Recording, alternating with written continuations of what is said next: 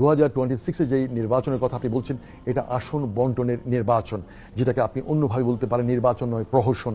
আসন ভাগাভাগি অলরেডি ফাইনালাইজের পর্যায়ে চলে গেছে, চূড়ান্ত পর্যায়ে। জামায়াতে ইসলামকে 80 আসন অলরেডি দেওয়ার জন্যে হাতে পায়ে ধরে বসে আছে। 80 আসন, 80, যেটাকে ইংরেজিতে বলা 80 সিটস। আর চিলড্রেন পার্টি, যেটা ন্যাশনাল চিলড্রেন পার্টি, তাদেরকে 8টা সিট এখনো পর্যন্ত কনফার্ম করে রেখেছে। আর বিএনপিও চাইছে মেজরিটি তারা পাওয়ার নিতে। তবে আবার বলে রাখছি, যিনি ক্ষমতায় আসুন, জামায়াতে ইসলাম, তারা হবে ওয়াচ ডগ। এই ওয়াচ ডগ বলতে অনেকে হয়তো বুঝবে না যে ক্ষমতার পেছনে যে মুগুর যে হাতে থাকা, এই মুগুরধারী হবে জামায়াতে ইসলাম। সুতরাং যারা আসবে 2026-এ, এটা একটা মিক্সড একটা কিছু আসবে। আর আমি আগেও বলেছিলাম জামায়াতে ইসলামকে যদি মেজরিটি দিয়েও এবার ক্ষমতায় বসানো হয়, Jamaate Islam is too smart, very smart. Jamaate ইসলামকে সেধে দিল, এবার আসবে না, এরা বসবে না, এরা বসতে চাইবে না। বাট 2028-এ জামাতকে পায়ে ধরে সেধেই তাকে দিতে হবে।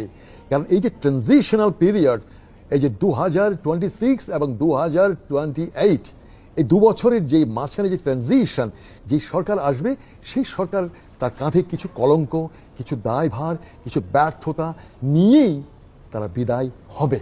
তারপর হবে আসল নির্বাচন। আর এই ট্রানজিশন পিরিয়ড গতবারও হয়েছে, সেই 1980-এ, আপনারা অনেকেই জানেন, 86 থেকে 88।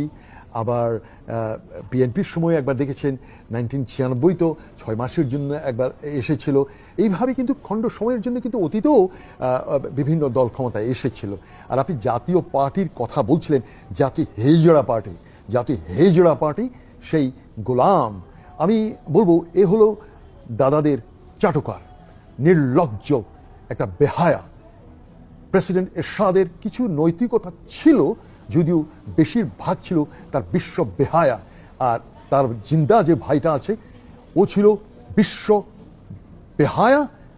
আর এই গোলাম কাদের, এ হচ্ছে মহা বিশ্ব বেহায়া, নির্লজ্জ, দালাল, চাটুকার।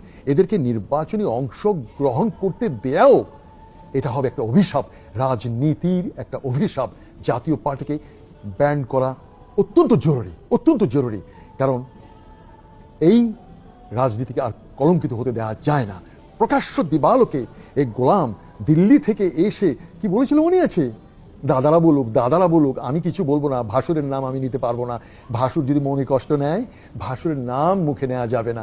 এই সেই গোলাম কাদের, হেজড়া কাদের।